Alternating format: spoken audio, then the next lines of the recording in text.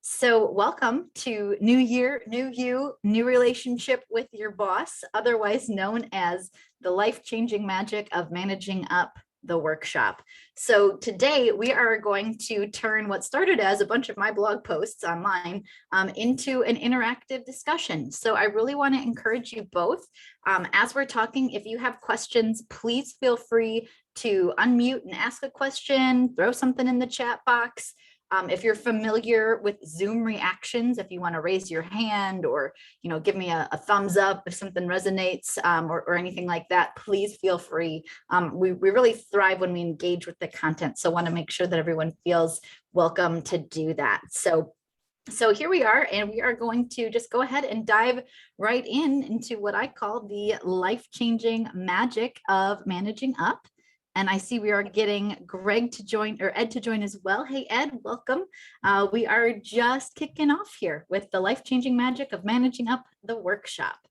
So all of this came about, I've heard these cliches before in the past, and I wanted to kind of get your all's sense on this. So have you ever heard the phrases, ain't mama happy, ain't nobody happy, or happy wife, happy life, happy spouse, happy house? Anything like that? Have you give me a thumbs up reaction or a yes in the chat if you've seen that? I see a thumbs up from Ed.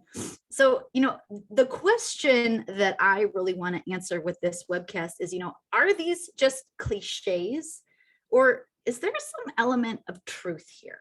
So when you think about, the boss in a household, oftentimes, this is not always, but oftentimes that winds up being the mom, right? So ain't mama happy, ain't nobody happy. That's kind of a way of saying if your boss ain't happy, you ain't going to be happy, right? And now whether or not you subscribe to that sort of a family dynamic, what I think it does a nice job of illustrating is that when you are dealing with somebody, whether it be a boss, whether it be a leader of your leaders or something else, you do want to do your best to try to build a good relationship with them. And that's really why I put this webcast together and why I started writing the blog posts, because I noticed in my own life, and I'll share an example of this in a minute, that when I had a better relationship with my boss, better things started happening to me in my career. Now, what's interesting about this was I tried to do some research on, does any data actually bear this out? And what I found was that there is shockingly little documented evidence of what something, and maybe it's because it's just so apparent that nobody felt the need to write it down. But what I did find is that there is a slight correlation that you might have less of a chance of significant heart disease complications if you have a good relationship with your boss, simply because you might have less stress. But when you think about the benefits that do come your way, I've got a couple here up on the screen, but I would love to hear some suggestions. Maybe Greg, some might call it urban legend, indeed, Ed. But Greg, when you think about managing up or building a good relationship with your leaders, what are some of the benefits that you've seen in your life in doing that? I think it's just that, the whole process of open communication and that whole positive reinforcement aspect, checking in, if there's concerns or issues, checking in on those. I think the other thing too is what I've learned is sort of knowing the communication style and work style of bosses and others. Like, do I email them if I have a concern at first? Do I put a meeting on their calendar? Do I give them the heads up? Those kinds of things. Totally. Just kind of getting a gauge on what their communication style is like and how they, how it's similar to mine, how it's different, etc. Absolutely. And we could probably go for an entire hour on what good things might happen to you when you have a good relationship with your boss. But again, when I looked into it, and just from what I've heard, I think most people argue that your job is usually a little bit more fun when you have a good relationship. You're likely to get more and better support from that boss. You'll definitely have a better work atmosphere. And then also the one that really speaks to me is just this idea of having more opportunities, right? The more and better relationship you have with your boss, generally speaking, the more and better opportunities you're going to get in your career. So I actually had this play out for me in a very particular way. I once had a job where when I walked in day one, there was a person there who was kind of my biggest bully at work. No matter what happened, every time we had a conversation, they would say something that was the antithesis of what I was saying. They would fight me tooth and nail. And now I will say I was a bit younger when this happened. I wasn't always bringing in a knowledge of history or context or understanding why things were done. And, I think that there may or may not have been some reasons why that person was reacting to me the way they were. But then one day we reorged and that person became my direct boss. And I thought to myself, what the heck am I going to do with this person who is my biggest bully is now my boss? I have got to do something. So thankfully at the time I was in a couple of different personal growth groups, and I had a lot of leaders helping me understand what I could do or how I could do it. And so I did a lot of work to figure out what can I do? How can I approach this person? And by the time I left, my boss had actually become my biggest supporter, wrote me the best performance appraisal I'd ever seen. I was about to get a raise, but I left for a higher promotion at a different firm. But what I noticed was that by doing a few really simple things, I was really able to turn this bully into my biggest fan. And it felt like magic. And that's where the title of this presentation comes out, the life-changing magic of managing up. And so what we're going to do is we're going to talk through what were the 5 magic strategies that I used to really improve things and turn things around. And the hopes, that the whole frame of this conversation is it's a new year, it's a new leaf, it's a new opportunity that we all have. So what I'm hoping is that through this, we can talk about how you might also use these strategies in your day-to-day. And I will say after the workshop, my gift to you is I'm going to send you a 1-page summary of what all of these strategies are. So I love if you do want to take notes, you're welcome to do that, but don't worry about memorizing or having them all written down, because I will send you a 1-pager later on today so that you've got that as the takeaway from today. So these are the 5 magic strategies, and we're just going to go through them one by one. So the first strategy sounds very simple. It is one word, which is to respond.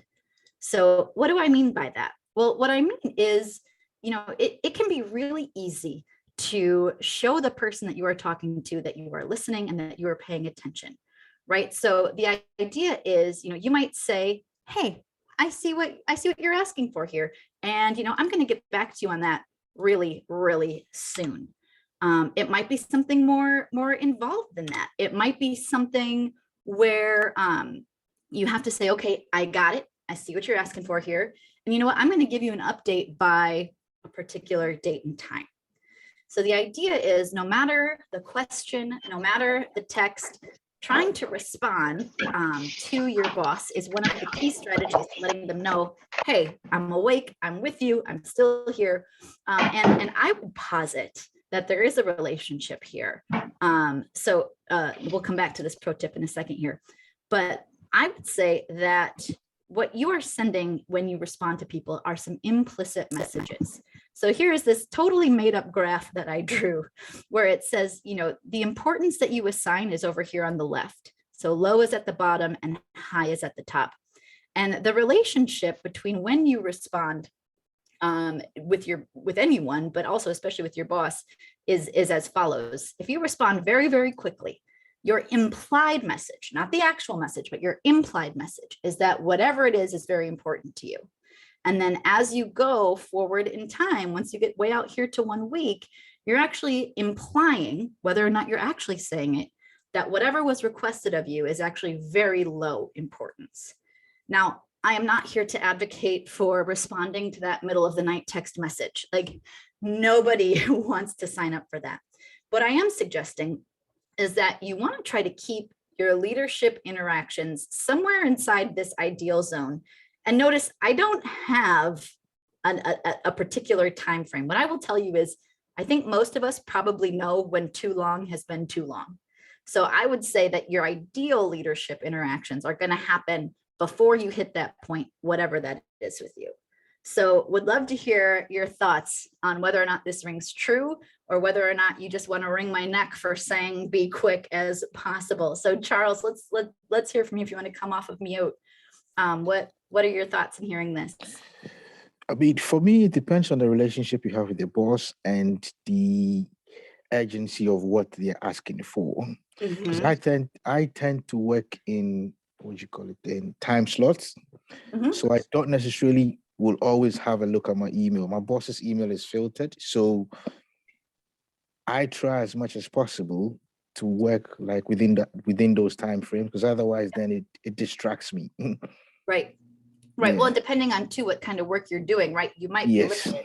But is it safe to say once you get to a zone where you do have email, are you trying to get back as soon as possible? Yes. So once I get into the email zone, then his emails become priority before any other person's emails. Cool. So you're picking up what I'm throwing down. Ed, I see a nod from you as well. Does this ring true to you? I think so. I've been in other roles, and I find that, back to what Greg was saying earlier on, if you can help define kind of those boundaries. For example, if somebody sends you something in the subject line as email, it's urgent, or please reply by next Friday, then that helps still guide kind of in your ellipse here. It kind of gives you a predefined and how wide that is between 1 minute and 1 week. The other part being is sometimes people are not online, but if something is deemed urgent or needs something at tonight or first thing in the morning, as some of you had mentioned, if you text your boss, if you have that agreement, that they'll tend to pick up see that, and then they can go look at their email if they're not connected. So I think a couple of those things. Now I'm in a new role now as a contract senior PM, and I'm working with the state of Maine. So this is why I'm trying to figure this out too, because it's a whole new dynamic. I've always worked public, and so it's my first time as a contract PM, senior PM, and I'm in the public sector. So you got the double whammy. Yeah. So this was timely because the person that I report to in the state of Maine, this is what we talked about. Well, try and be available between these time frames, but text me and vice versa if there's something you need us to look at sooner than this time frame. And just kind of, as you pointed out, trying to at least, I guess I call it, figure out the new dance. So I'm checking how to dance with this person. And so it's always kind of sometimes you just step on a few toes till you kind of get it synchronized. Absolutely. Absolutely. And one thing I wanted to point out, this was that pro tip I said we'd come back to.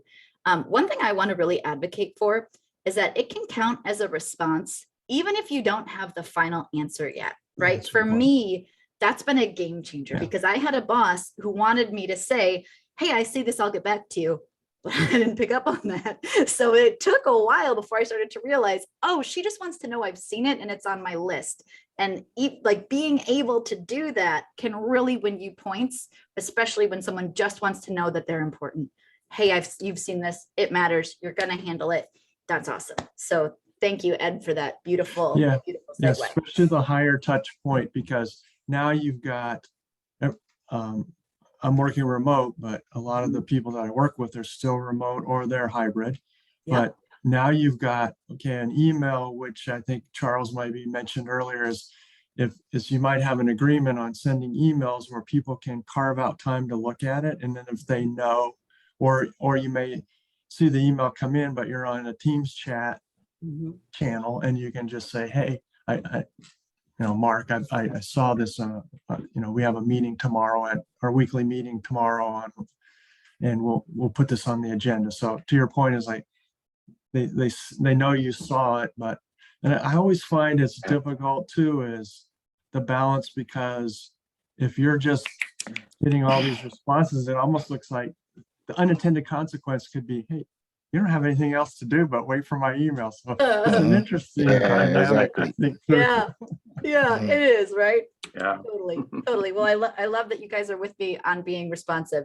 So that's really the first strategy, is responding, whether you have the answer or not, getting in this zone. The second strategy, and you actually previewed this really nicely, and that's on what I call closing loops. So this actually, I think, is best illustrated by my old friend, Winnie the Pooh, who, like so many managers out there, it's not that they forgot, they just can't remember, right? So, when you think about your conversations with your boss, you have what, 1 a day, 2 a day, however many. And to you, it's a very succinct, and you know what they asked for, right? But to them, you are one of 10, 20, 50, 8,000, I don't know, right? So they sometimes even lose track of who they've asked to do what, right? And so that creates just a ton of open loops for them. They know they asked someone, they just can't remember who, they can't remember when, they might not even be able to remember what it was that they asked. So what I like to advocate for is to treat every request as follows, every request from a leader as follows, which is they've made a request of you, you complete the request, but now it's not done until you tell them that it's done. And that's what the closing the loop is. It's not just enough to say, hey, Ed, I wanted you to update that spreadsheet. So you update the spreadsheet. It's Ed updates the spreadsheet and then reports back to me, oh, hey, Molly, I did that thing you asked me to, right? So that's the closing of the loop process. And when I started doing this, I saw incredible results. And what I will say on this one is you want to be careful. You really want to ask your boss what level of loop closing they prefer. They might only want really big stuff. Like they ask you to take care of a big deliverable. It's due at the end of the month. So they want you to tell them on the 27th or 28th that it's finished. But you might get somebody who actually literally wants to know everything. I find that younger managers, newer managers, the ones who might tend more towards what we call micromanaging, they're the ones who want to know everything. But it's a really good way to, as Greg, you were saying earlier, it's important to know your boss's communication style. It's also important for you to know their loop closing style. How much do they want? How much is too much? How much is not enough? Right? So, Greg, while you're here, what thoughts on this? No, I definitely agree. I think it's, even what you were saying earlier too about the whole email thing, like I sent an email today, and sometimes you think, ooh, you got to get it done or not let anybody know. But then it's like, no, it's good to have a courtesy, like, oh, I just want to let you know, I got your message. I'll reply to you tomorrow, et cetera, et cetera. But the closing the loops is key, just as a way to feel like, you're getting something done, but then also from a communication standpoint that, you dot the I's and cross the T's. Yeah. And it sort of is a +1 on your responsiveness, right? Not only did you do it, now you're also saying that it got done. So yeah, so closing loops. Yeah, Ed, go ahead. Great question. Go ahead. Yeah. So this becomes almost with a loop within a loop from my experience, because there's so much collaboration now and you're sharing. So like I just sent something, hey, here's the link. You'd asked a week ago, we thought, here's where our assumptions now, based upon Friday, those assumptions changed. I edited this, I made some comments. So now I'm letting them know that that's ready for them to look at. So now there's all, I guess now there's even collaboration inside the ultimate closing. Oh yeah, it's the loop-de-loop. Yeah. Loop-de-loop. That's exactly it. Hey, Charles, it's good to see you. You want to weigh in on closing loops? Yeah, for me, it's my boss is quite laid back, so it becomes sometimes it's just a little bit. Unless it's urgent, he'll let me know. If it's not, he normally leaves it open as to when I can, or probably until the next time we have a one-to-one. So yeah, so I'm sort of like, when with this kind of discussion that we're having, it's a little bit because I'm always referring back to him as my yardstick and how he handles his stuff. But I've worked with other bosses as well who, like you say, now micromanagers, and then you think, right, okay, how soon does he want this? Sometimes it's vague, sometimes they are, what you call it, succinct in how they tell you what they want. So yeah, it's a balancing act for me in terms of closing the loop as such. I think it's probably depends on the nature of the manager you're working with. 100%. Yeah. And what I found too is that sometimes this discussion right here is just worth its weight in gold, isn't it? Mhm. You know, like knowing that you're asking because you care enough to know what they prefer, Yeah. that can really set you apart from the pack. Mhm. Yeah. Yeah. Cool. Thank you all so much for your comments and thoughts on that piece. So that's closing loops.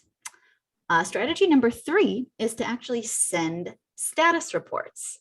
Now, if you're wondering what I mean by status report, you know, I've got Ed here, senior project manager. He knows status reports. He could teach this part of the class. I'm not going to make you do that though.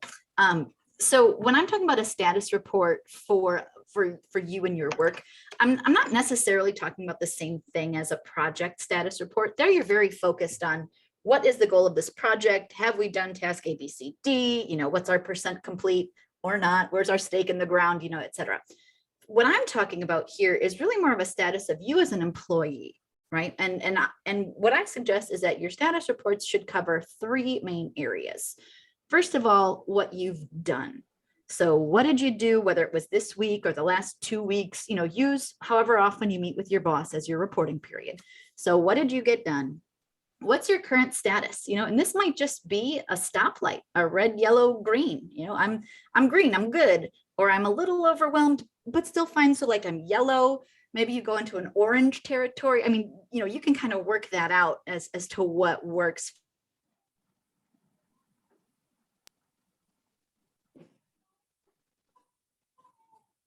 Giving them a map of what's up, what's happening next with you.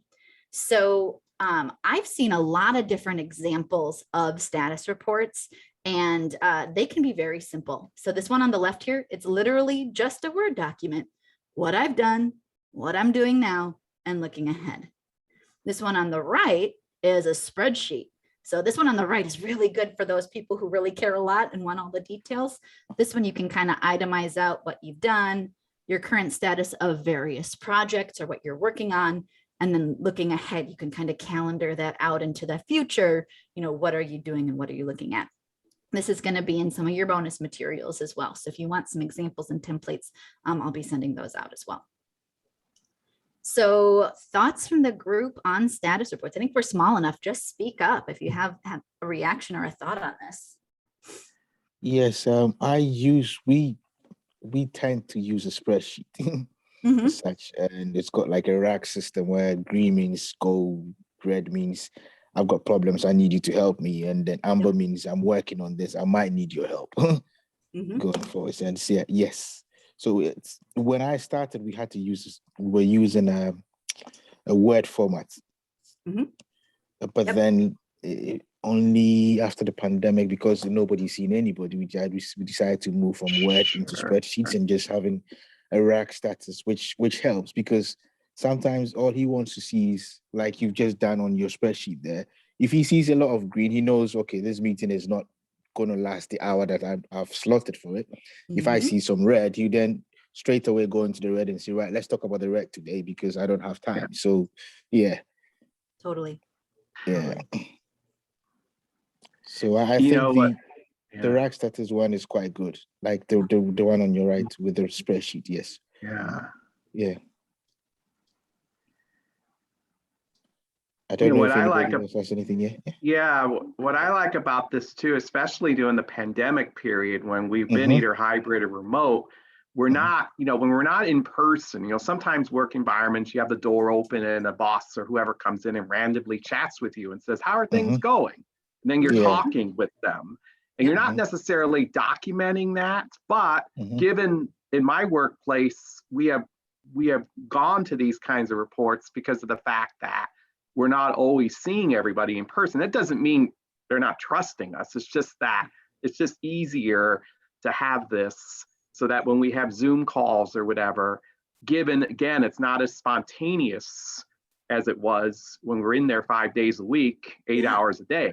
Yeah. So that's where I found these to be helpful. I mean, we've done it before, but even more now. You know what I mean? Yeah. You're previewing my pro tip here, which is to send this prior to your one-on-one. And Charles, you said that too, right? Right. So it helps frame your conversation. And Charles, like you were saying, if your boss sees a sheet full of red, well, they know that it's going to take a while. But if they just see greens, maybe they can plan something else for that half hour. Yeah. Right.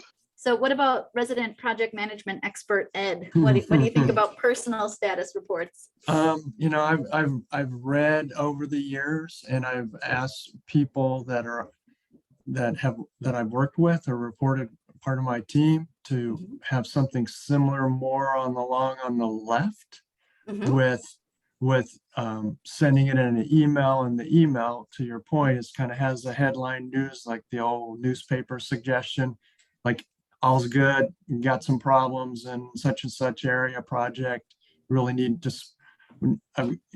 let's, if we can start on that item, and anything else that you have. So kind of it's also whether it's part of an agenda where you have a standing agenda, and it depends too, as I'm in a newer relationship, and it seems like it's more send an email on some things ahead of time that we want to talk about. So putting a little more structure now that I've been here 4.5 weeks, it's probably going to help. Totally. And this one on the left here, though it is very simple in Word, this is what actually I think made one of the biggest inroads with my former boss, the one who I was talking about earlier. They actually had other people in the department start doing their reports in this way because it was working so well to do exactly what you're saying, Ed, which has helped build the trust.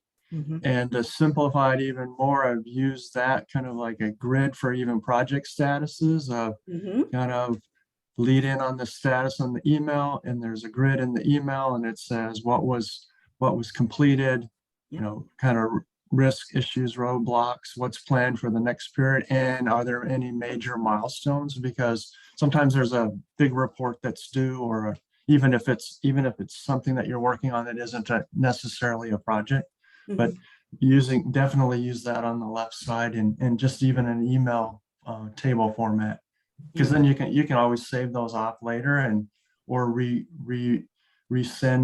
send it the next 2 weeks with that prior table down below, and then you update up above. So you actually are giving them, sometimes on a project status, well, what was it the last time? So it gives like the last time and the current in a simple email. Yeah, absolutely. Okay. So strategy number 4 goes along with closing loops and responding. And that really is keeping your commitments. Now, that might sound really basic, but I love to bring this up because I think a lot of what we've been talking about, there are some implicit trust messages, and keeping the commitments that you make, I think, does more to build trust in those relationships.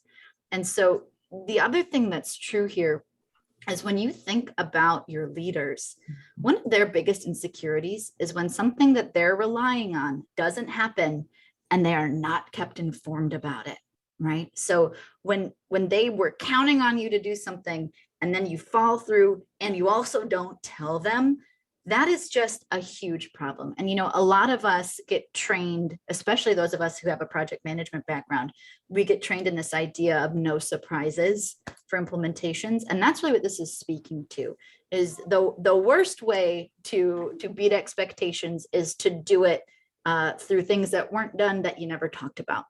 Because then you get to the end and people were expecting one thing and they are getting something else. So keeping your commitments is really about minimizing those surprises and really communicating, hey, I've done this, or hey, I haven't done it yet, but I'm gonna. I just need a little bit more time. Oh, and here's why, and here's what, and you can put that, in your status report. You can make sure that you respond and that you send it, et cetera, and so forth. So this is one that kind of builds on the other 3. It kind of serves as like a little bit of an engine there. But, I think for me, the big game changer was when I really thought about it in terms of the vulnerability and the insecurity for my leaders, in like, I don't want to put them in that position. I don't want to be that person. And really focusing on keeping commitments, I found helped sort of bind me to those other strategies and make sure that I was doing it really consistently and frequently. And anybody else have thoughts to share on commitments? And Ed, go ahead. Yeah. A quick question, because when I first saw this managing up, some of my prior experience was also, if I'm managing up, there may be an element of reverse delegation. So kind of certain managers are, oh, hey, I know I'm reverse delegating this up. So sometimes part of it too is helping that manager keep their commitment so sometimes you're actually in a reminder mode as well. Yeah. Keeping your commitments to remind people about their commitments. Yeah. That's another way you could It's a say tongue that. twister. I know. Yeah. Any other But- thoughts about, surprises or the power of commitment keeping? For me, I hate to bring it back again to my current manager. Oh, it's okay. He Totally doesn't, he doesn't like surprises, so he wants to know. All right. So if you're working on a project that you said, okay, I'm going to make sure that this project is going to end on the 28th of January, he expects that you give him an update on the 20th of January. If it's lapped over and it's slippage, at least let him know, because then once he's going to report back to his line manager, he needs to know that this is done. And I made this commitment. Charles made this commitment. I have come to report to you that we're going to get this done at this point in time of the year. Now that day has come, something has happened, there's a slippage or anything like that. So he needs to know before. And if there's anything that he can do in terms of moving some goalposts for you, then he can do that. But he would like to know. And that's quite key. Like you said, no surprises. He hates surprises. Yeah. I don't know many managers who actually like surprises, unless it is, this came in early and cost us less. That's a fine surprise, but mostly surprises are not fun. No, not at all. Yeah. Okay. So we're coming up on the end is in sight here. The final strategy is to dedicate yourself to their success, their being your boss. And now this is one where, especially when I teach younger managers or younger folks, I get a wait, what? Like, isn't my boss here to support me? Like, isn't their job to help me grow? What do you mean I'm supposed to dedicate myself to their, like, what about my success? And I like to bring this one up because I think it speaks to something that we don't talk about a lot in management. A lot of management training talks about what you do for your direct reports and how you support them. But not a lot of attention is paid to the reverse. And what is it that they should do to help support you? And I put this out there because this too has made a huge difference to me personally. When I start thinking about how do I make my boss successful? Another way, a more cynical way to look at this is how to make my boss look good. But for me, I don't want them to just look good. I want them to be good, have what they need to be successful. So like, why is this coming up? Well, how do you do it also, right? Well, there's a lot of ways that you can do this and to help show that your boss that you are really dedicated to their success. And one of the first ways, and I put this up here because it's so simple that many people miss it, but really asking routinely, is there anything that you can do to help them? So like literally asking the question, how can I support you this week? Or is there anything I can take off your plate? But once you commit to making that a routine, all of a sudden you become a person who is routinely helpful, who is routinely like thinking about them, wanting to support them. And that helps build what we call rapport in your relationship so that they know that you want the best for them and that you are here to really help support. Likewise, another huge way to help support is to volunteer. I don't know if any of you have ever been leaders before, but I have. And I will tell you that I love not having to convince somebody to do something. Like when somebody wants to do something that I need done, it's like, oh, all the hard work is gone now. Like, thank you. And the thing here is that the what's in it for me is that it pays off. So again, I have a very unscientific, yet I argue very true diagram, which is this. The number of times that you volunteer for things has a relationship to the number of times your boss will think of you for opportunities. So what does that really mean? Well, what it means is if you never volunteer, how many times are you going to get selected for a cool thing to do, a new project, an awesome opportunity? Well, you guessed it, just about never. Whereas if you are always volunteering and always putting yourself out there as being ready to help and able to help, you're going to just come. I mean, it's just the law of averages here, right? Like you are going to be routinely in their mind. Now, that is to say, we're all dealing with a burnout. We're all dealing, with overwork. So I am not here to advocate for stretching yourself too thin. I am not here for advocating that you just take on more and more. But what I'm saying is that keep in mind there is a relationship here. So, if you find yourself on the never end of this spectrum, what can you do to go from here maybe to here? Or if you're already here, like what could you do to just bump it up like 1 or 2 data points, right? It's not about moving 0 up to always, but really kind of think about where do you honestly fall on this continuum? And, if you volunteered for maybe one more thing once a month, what might that do long-term to help benefit you and your relationship to your boss? Now, I know this one's controversial, so I would love to hear thoughts and input on this.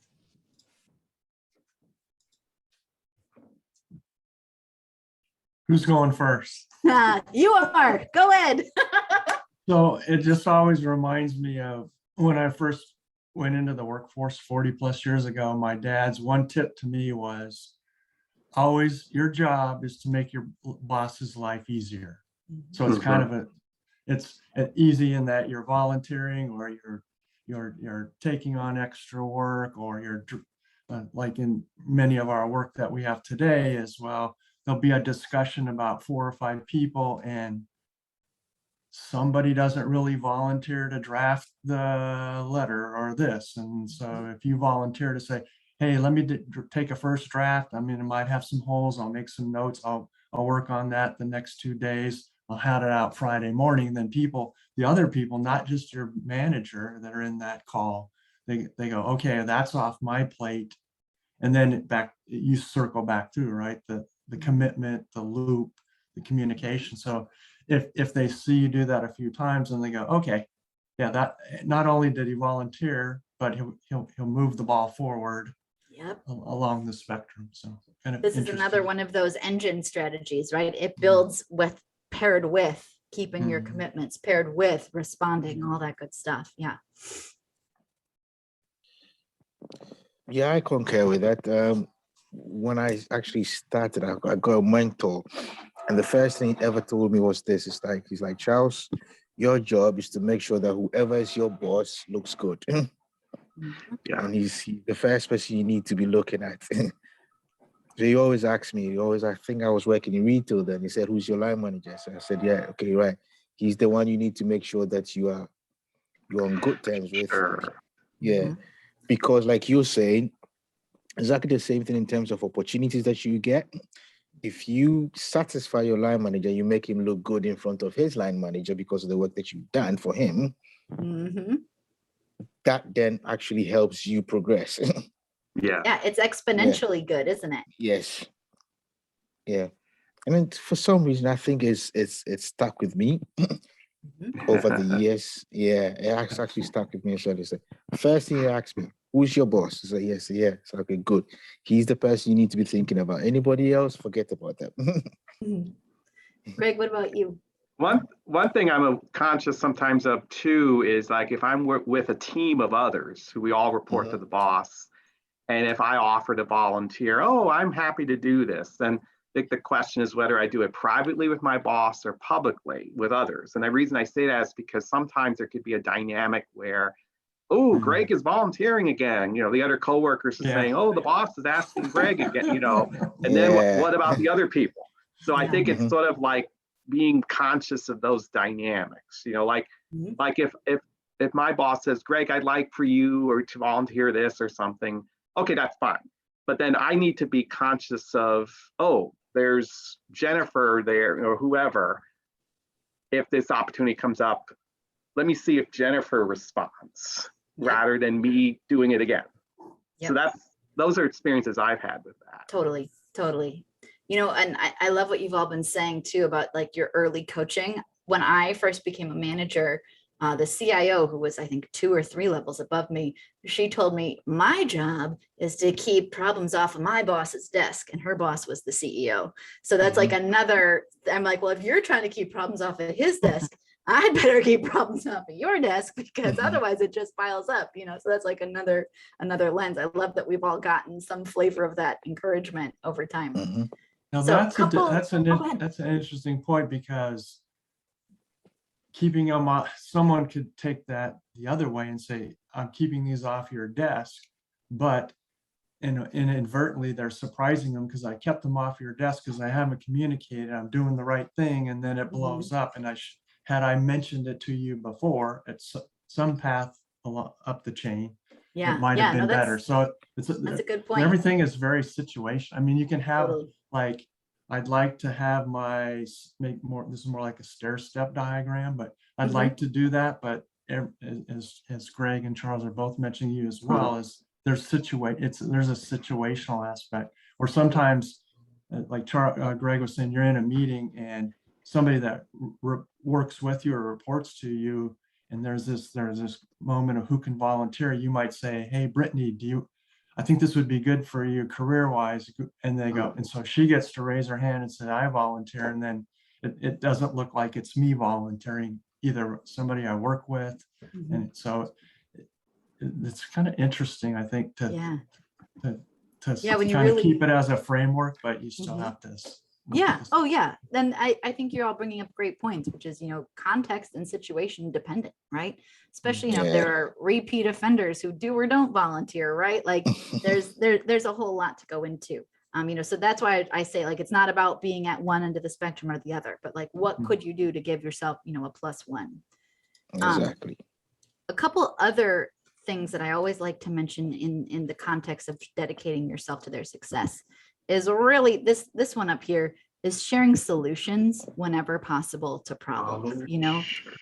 It's so important that folks bring up problems and issues to their bosses. Like Ed, as you were just saying, you don't want anyone to be blindsided, right?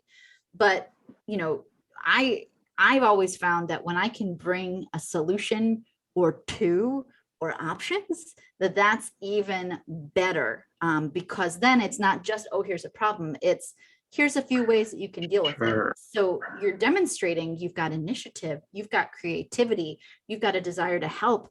And what's not on the slide, but is also true, is you're also giving them the autonomy still to make the decision, right? It's not that you're saying, oh, boss, here's what we got to do. It's you saying, here's 3 options. I would recommend B, just because I've looked at the pros and cons and it's the best option here. But, ultimately, I want you to have all the data that you need. So really making sure that when you can, to share solutions. And I like to be careful with this one, because we don't want to stop talking about problems. You should never let it stop you from bringing it up. Even if you don't have a solution, even saying the words, hey, this is a problem, I don't see a solution yet, could you help me brainstorm? Even that is better than just going in and saying, here's a problem, right? Because you're at least then still demonstrating, I've tried to think of it, I just don't have it. And there's nothing wrong with not knowing. So, when you can, that's why it says whenever possible. The last point that I want to make about dedicating yourself to their success is that engagement counts for a lot, right? So jumping in fully to whatever opportunity you're provided. And Ed, this is a great one too for starting new projects, right? It's like demonstrating early that you want to make a contribution and that you're passionate about the work that you do.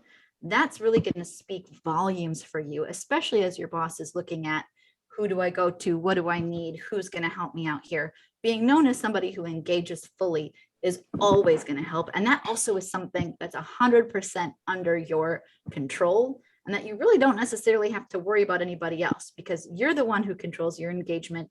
You're the one who knows that you're engaged. So this is one that no matter where you are, no matter what level, doing this is really going to help in terms of making that mileage with your superiors.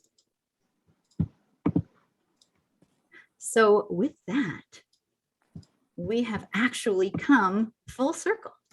So we talked about the life-changing magic of managing up, which is these 5 strategies: responding, closing loops, sending status reports, keeping your commitments, and dedicating yourself to their success.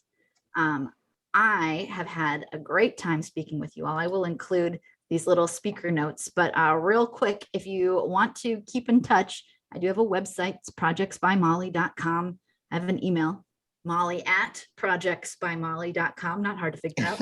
I'm on LinkedIn, Facebook, Instagram. So I would love to stay connected. But, before we go, we've got a few minutes left. So I just love to hear, as you think about these, especially in the context of the new year, and whether or not you need a relationship reset with your boss, what are, if you had to pick like just one thing that you might try out in the week ahead, what might that be? Even just one thing. If you've got more, great, but I'd love to hear from folks about one thing that you might marinate on as we depart today. For me, I think it's about the responding, because thinking about it now as we sat down, I've looked at my boss is one who is very reactive on that front in terms of making sure that he chooses which emails to respond to. But then I guess to see that if there's anything that's going to make him look bad, he responds quickly. All right. So for me, it's like, okay, right, going forward, I need to put in the habit of, even though I work in sections, try and see if there's anything that pops up from him. Just have a quick glance, see if it's urgent or he wants something done now, or then I use the method that you've come in here and said, right, okay, I'll just respond back to you and say, look, I've seen this. All right, I'll have a look at it later in the day and then get back to you by the end of this day. And then probably put a time frame on it as well and say, right, I'll respond to you by 5 p.m. today. So make sure that by 5 p.m. I do that response. Absolutely. Yeah. Great. Thanks, John. Greg or Ed? I think with the commitments piece, or sort of earlier we were talking about, we're brainstorming ideas and then taking initiative. And I know for me, there was my boss and I a few months ago were at an event on campus and we were brainstorming, like, wouldn't it be great if we collaborated with XYZ program to do this for students, to make it exciting. And, it's a free-for-all conversation. The big question is then, do we follow through? Do we actually initiate? Well, a couple of weeks ago, I actually took the initiative to email the other partnering organization about this idea. And they wrote me back and said, let's chat. So I got my boss included, our event planner, the key players. And at first people were like, ooh, this more work, or, sort of that uncertainty. But I was in this meeting a couple of days ago and everybody was like, it's like an orchestra that's doing it. Everybody was like, they knew what their roles were. They were excited. And at the end of the day, they said, we're doing this for the students. We're doing this to make it better for the students. And it was great. And one of them said, it's not about just our office. It's about how do we best work with our students who are our constituency. And I thought, wow. But that was the example of the commitment thing. Like an informal conversation turned into something. And dedicated to the success, my boss, he said, hey, I wanted to do this. Now we're going to do it. So it was good in that regard. That's awesome. Thanks, Greg. What about you, Ed? Takeaways? Yeah, I think part of mine is because it's a newer relationship and I'm still learning where to go, is that whole kind of situation background analysis and recommendations, kind of the dedicate to this, come with do some research analysis, at least on what the problem is, maybe some pros and cons of a couple recommendations, or as I learn more about who's got more experience, then I'll be able to build some other additional relationships to kind of keep moving all that forward. So that's great. Thanks. Awesome. Well, thank you all for being we got homework. An engaging group. Yeah, you've all got homework. You've all got your takeaways. So that's great. Thanks again for joining. And we do have a couple minutes. So if you want to stay on, have any questions or whatnot, I'm happy to talk to folks individually too. But we are finished with our planned content. So thank you all so much for being here. Okay. Have a good one.